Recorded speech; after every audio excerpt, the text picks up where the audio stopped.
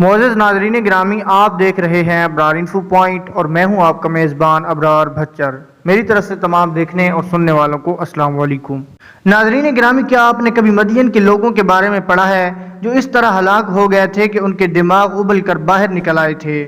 آج دنیا میں وہی لوگ ہیں جو ہزاروں سال پہلے تھے، اور آج بھی وہ سب ہو سکتا ہے جو اس وقت ہوا تھا، لیکن ہم سب کچھ جان کر بھی کیا اس کے لیے تیار ہیں کہ ان لوگوں کے ساتھ کیا ہوا تھا اور آج بھی وہ سب دوبارہ کیسے ہو سکتا ہے؟ اگر آپ یہ سب جاننے کے لیے تیار ہیں تو آئیے چل کر موضوع کا باقاعدہ آغاز کرتے ہیں۔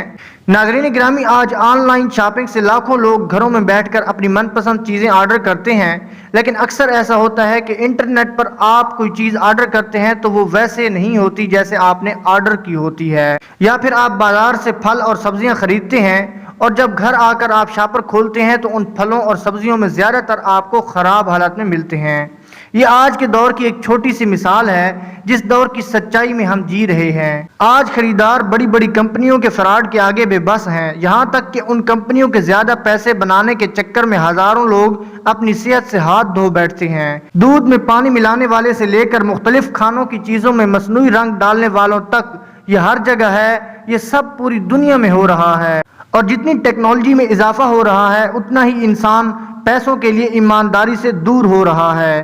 آپ بھی سوچ رہے ہوں گے کہ اس ویڈیو میں ان باتوں کا کیا مطلب، تو آپ یہ جان کر حیران رہ جاؤ گے کہ ہزاروں سال پہلے ایک قوم انہی اعمال کی وجہ سے تباہ ہو گئی تھی، جو اعمال آج کی دنیا میں گلی گلی اور شہر شہر عام ہیں۔ وہ لوگ بھی آج کے انسانوں کی طرح اپنے فائدے کے لیے تجارت میں ناانصافی سے کام لیتے تھے۔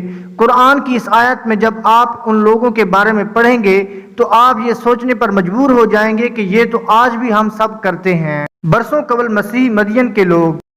مدین ایک شہر کا نام تھا جس میں حضرت شعیب علیہ السلام اور ان کا قبیلہ رہتا تھا۔ یہ شہر خلیج عقبہ کے مشرق میں تھا، یعنی حجاز کے شمال اور شامات کے جنوب میں۔ وہاں کے باشندے حضرت اسماعیل علیہ السلام کی نسل میں سے تھے۔ وہ مصر، لبنان اور فلسطین سے تجارت کرتے تھے۔ وہاں موجود امیر افراد تجارت کے ذریعے ناجائز منافع کماتے اور اپنی دولت اور اثر و رسوخ کی بدولت غریب لوگوں کے مال پر قبضہ کر لیتے، جس سے ان کی دولت میں تیزی سے اضافہ ہوتا گیا۔ ان لوگوں کو اللہ تعالیٰ نے تمام نعمتوں سے نوازا تھا، لیکن وہ پھر بھی ظالم بن کر لوگوں پر ظلم کرتے، اور ان کے سب سے امیر افراد اپنی دولت میں ایک دوسرے پر سبقت لینے کی کوششوں میں ہوتے، یہاں تک کہ اللہ تعالیٰ نے اس قوم میں حضرت شعیب علیہ السلام کو اپنا پیغمبر بنا کر بھیجا۔ قرآن کریم میں حضرت شعیب علیہ السلام اور ان کی قوم کا تذکرہ 11 مقامات پر آیا ہے۔ پوری دنیا میں انبیاء کرام مبعوث فرمائے گئے تھے۔ ان کی دعوت کا مشترکہ مقصد حقوق اللہ، یعنی اللہ کی عبادت، اور حقوق العباد جس کا تعلق انسانوں سے ہے، ان کی تعلیم دینا تھا۔ دنیا میں قوم لوط کے بعد قوم شعیب تھی جو دونوں حقوق پامال کر رہی تھی۔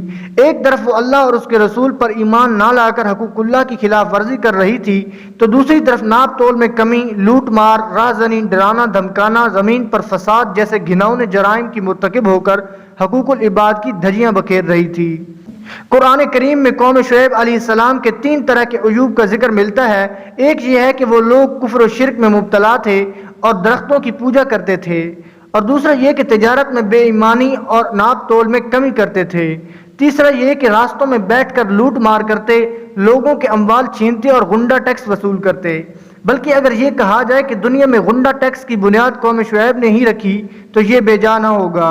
حضرت شعیب علیہ السلام نے پہلے انہیں توحید کی دعوت دی، پھر ان کی حرکتوں پر انہیں خبردار کیا، جن کا ذکر قرآن میں ان الفاظ کے ساتھ موجود ہے: تم ان میں سے ہو جن پر جادو کر دیا جاتا ہے، اور تم تو صرف ہماری طرح کے آدمی ہو، اور ہمارا خیال ہے کہ تم جھوٹے ہو۔ اگر تم سچے ہو تو ہم پر آسمان سے ایک ٹکڑا لا گرا دو۔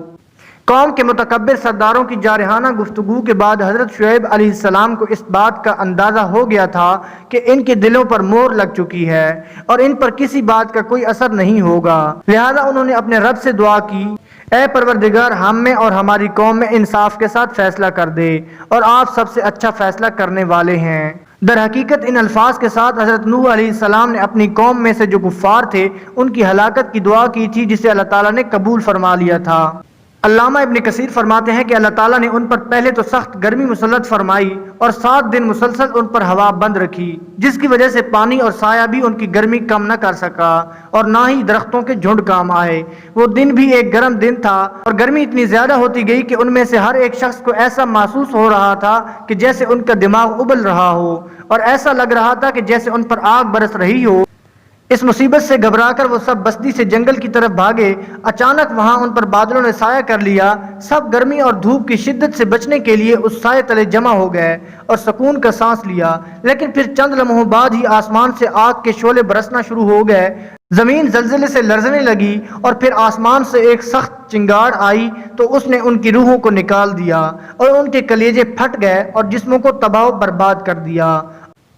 اس عذاب کے خاتمے کے بعد حضرت شعیب علیہ السلام اس علاقے میں گئے تو اپنی قوم کو جب دیکھا تو وہ سب پتھر کی طرح سخت حالت میں اسی جگہ جم گئے تھے۔ جی تو دوستو، یہ تھی ہماری آج کی ویڈیو۔ اس ویڈیو میں یہ تمام باتیں جاننے کے بعد آپ ہی فیصلہ کریں کہ کیا ہمارے معاشرے میں آج یہ سب ہر جگہ نہیں ہو رہا۔ اللہ تعالی ہم سب کو ان نافرمانیوں سے محفوظ رکھے۔ انشاءاللہ آپ سے ملاقات ہوتی ہے اگلی ویڈیو میں۔ تب تک اپنا اور اپنے پیاروں کا ڈھیر سارا خیال رکھیے گا۔ اللہ نگہبان۔